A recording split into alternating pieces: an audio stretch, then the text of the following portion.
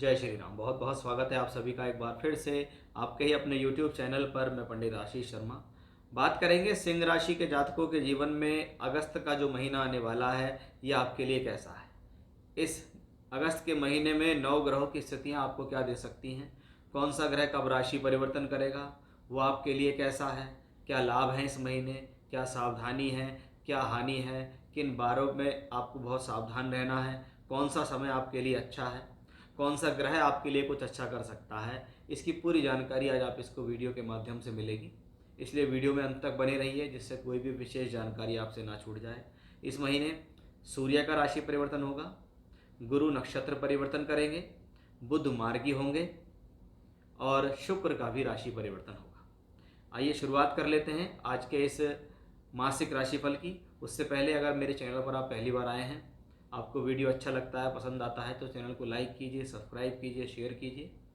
साथ ही साथ अगर आप कुंडली दिखाना चाहते हैं, बनवाना चाहते हैं, कुंडली मिलान कराना चाहते हैं या वर्ग कुंडलियों के आधार पर कुंडली का विश्लेषण चाहते हैं तो स्क्रीन पर हमने अपना व्हाट्सएप नंबर दिया है, वहाँ अपना डिटेल शेयर कर सकते हैं। ये एक पेड कंसल्टेशन होगा। शुरुआत कर लेते हैं सबसे पहले राशि के लॉर्ड से कि वे राशि का मालिक अगर ब्रह्मांड में अच्छी अवस्था में है तो उस दौरान अगर हम जो भी कार्य कर रहे हैं उस कार्य के अंदर सरलता आ जाती है, या ये कह सकते हैं कि हम जो काम करने वाले हैं उसमें सफलता के कितने प्रतिशत चांस है। सूर्य ग्रह आपकी राशि का मालिक है और ये सूर्य ग्रह अगर देखा जाए तो 12वें घर के अंदर है। 16 अगस्त तक 12वें घर के अंदर बैठा हुआ है। अब 12वां घर जीवन में हमेशा से खर्च और नुकसान का भाव माना जाता है। इवन ट्रैवलिंग्स पर होने वाला खर्च, दूर स्थान की यात्राओं का खर्च 12वें घर से देखा जाता है।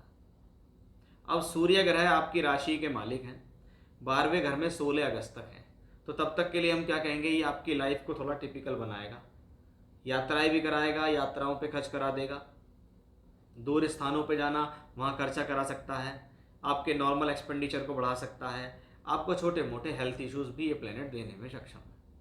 16 अगस्त को इसका राशि परिवर्तन होगा और राशि परिवर्तन करके आपकी राशि का लॉर्ड आपकी अपनी ही राशि के अंदर आ जाएगा।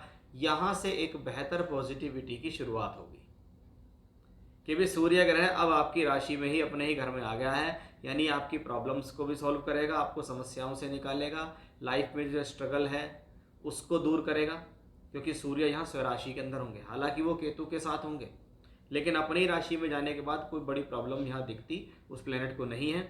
और हेल्थ इश्यूज अगर लाइफ में किसी तरीके के चल रहे हैं तो वो यहाँ सॉर्ट आउट होते दिखाई देंगे 16 अगस्त के बाद। 16 अगस्त के बाद की स्थितियाँ आपके लिए सकारात्मक हैं। सूर्य के साथ एक ग्रह और बैठे हुए हैं जो है बुध। अब बुध के लिए कहा गया है वो सिंह राशि के जातकों के लिए डबल धन देने वाले प्लेनेट होते हैं। अब धन का मालिक भी देखिए 12वें घर के अंदर है, यानी कहीं ना कहीं आपको खर्च सता रहा है, आपके ऊपर खर्च बना हुआ है। किसी समस्या को हल करने के लिए, किसी बीमारी को हल करने के लिए, किसी प्रॉब्लम को सॉल्व करने के लिए, यात्राओं पे खर्च, अनावश्यक खर्च, किसी ना किसी रूप का जो खर्च है वो इस बुध प्लेनेट की वजह से है। अच्छी बात आपके लिए यहाँ ये होगी कि ये अब तक वक्री चल रहे थे और प्लेनेट जब वक्री होता है तो वो थोड़ा शक्त होता है, उस स्पीड को वो बढ़ा देता है। लेकिन 11 अगस्त के बाद बुध भी मार्गी हो जाएंगे और मार्गी होकर ये प्लेनेट कहीं ना कहीं धन की सिचुएशंस को बेटर बनाने के लिए या धन की सिचुएशंस को हैंडल करने के लिए एक अच्छी पोजीशन पर आएगा। 11 अगस्त के बाद जब ये मार्गी होगा तो कुछ स्थितियां पहले से बेहतर होंगी, कुछ खर्चे कम हो जाएंगे, कुछ प्रॉब्लम कम होंगी, कुछ स्ट्रेस आपके जीवन में कम होगा। अब बात करते हैं हम 11वें घर के अंदर अगर हम देखें तो 2 प्लेनेट ऐसे बैठे हुए हैं जो दोनों को हम धन और फाइनेंस से जोड़ते हैं। अगर गुरु धन के कारक हैं तो शुक्र को भी फाइनेंस से जोड़ा गया। अब वो 11वें घर में बैठे हैं, इसका मतलब उनका काम है इनकम देने का, कि भले ही आपके जीवन में खर्च हैं लेकिन इनकम भी आ रही है। चलो एक तनाव, एक समस्या ये खत्म है कि भी कहीं ना कहीं इनकम हमारे जीवन में आती है, सोर्स ऑफ इनकम लगातार बनी हुई है। उससे क्या होता है, अगर लाइफ में खर्चे चल भी रहे हैं तो कोई इतना बड़ा प्रॉब्लम नहीं होती है। अब हम अगर यहाँ देखें तो गुरु ग्रह के लिए बड़ी पॉजिटिविटी है कि गुरु इस महीने में पुनर्वसु नक्षत्र में आ जाएंगे और वापस अपने ही घर को देखते भी हैं, तो 5वें घर से संबंधित पूर्ण फल मिलने वाले हैं ज़्यादा बेहतर तरीके से। जैसे ये स्थिति शिक्षा, विद्या, बुद्धि, ज्ञान के लिए बहुत अच्छी है। ये स्थिति संतान के सुख सहयोग के लिए अच्छी है। बहुत बार संतान का जन्म लेना, संतान का कंसीव होना, प्राप्ति होना, कोई एजुकेशन में अच्छी स्थिति होना, एजुकेशन से लाभ, बुद्धि से लाभ, ज्ञान से लाभ मिलने का संकेत गुरु ग्रह की वजह से हमें दिखाई दे रहा है। अब इसके साथ बैठकर एक सुंदर राजयोग बनाता है शुक्र, कि कर्म भाव का मालिक ग्रह बैठा हुआ है 11वें घर में 20 अगस्त तक। तो ये शुक्र गुरु का राजयोग है, पंचमेश और दशमेश का राजयोग है। इसलिए शुक्र गुरु की स्थिति प्रोफेशनली आपकी लाइफ के अंदर बहुत बेहतर है। इस स्थिति को मैं कहूँगा कि प्रोफेशनल लाइफ को ये स्थिति अच्छी करेगी, धन को अच्छी करेगी, फाइनेंस को अच्छी करेगी, सोर्स ऑफ इनकम को अच्छी करेगी। ऐसी ही स्थितियों में तरक्की या प्रमोशन आदि भी देखे जा सकते हैं। और जैसा कि मैंने बताया 11 अगस्त को बुध मार्गी, 16 अगस्त को सूर्य राशि परिवर्तन। तो आप देखिएगा 11 के बाद कुछ पॉजिटिव, फिर 16 के बाद पॉजिटिव, ये सब चीज़ें आपकी यहाँ से क्लियरली दिखाई देती हैं। मंगल ग्रह जो आपके लिए एकमात्र ऐसा प्लेनेट है जो योग कारक है, वो चौथे घर और वो 9वें घर का स्वामी है। यानी भूमि, जमीन, जायदाद, प्रॉपर्टी का मालिक ग्रह दूसरे घर में है। यानी आपको प्रॉपर्टी से धन मिलने का संयोग, प्रॉपर्टी से फायदे मिलने का संयोग यहाँ दिखाई देता है। नवम भाव का मालिक ग्रह भी है, नवमेश नवम को देखता है। इसका मतलब अचानक से भाग्य में उन्नति, अचानक से भाग्य से संबंधित कुछ अच्छा काम होना या सडन गेन मिलना, क्योंकि मंगल प्लेनेट यहाँ पंचम भाव और नवम भाव दोनों को देखते हैं दूसरे धन से। यानी मंगल पूरी तरीके से आपको धन के लिए बहुत बेहतर है। इवन क्योंकि प्रॉपर्टी का कारक भी मंगल माना जाता है और यहाँ चतुर्थेश भी है, तो कुछ ना कुछ प्रॉपर्टी रिलेटेड कार्यों में बड़ा फायदा मिलने वाला है, कुछ अचानक से अच्छा काम होने वाला है।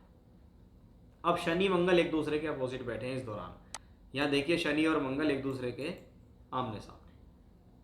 अब शनि ग्रह कहाँ है? अष्टम भाव में बैठा है। अब अष्टम भाव में शनि वक्री है। देखिए इसकी जानकारी मैं आपसे ये कहूँगा कि आप इस वीडियो के माध्यम से ना लेके, मैंने इससे पहले 12 वीडियो बनाई थी इसके ऊपर कि शनि वक्री होंगे तो सभी 12 राशियों पर क्या फल देंगे।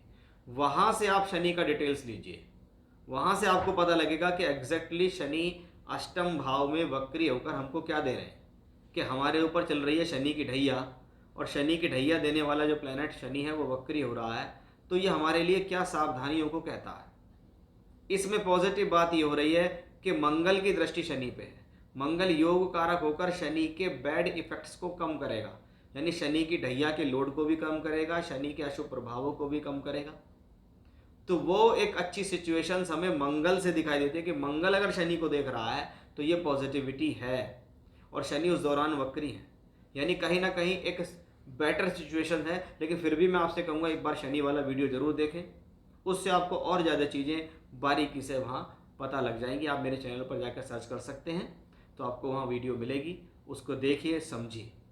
तो ये था सिंह राशि के जातकों कैसा होगा अगस्त 2025 का ये महीना आपके लिए। जय श्री राम।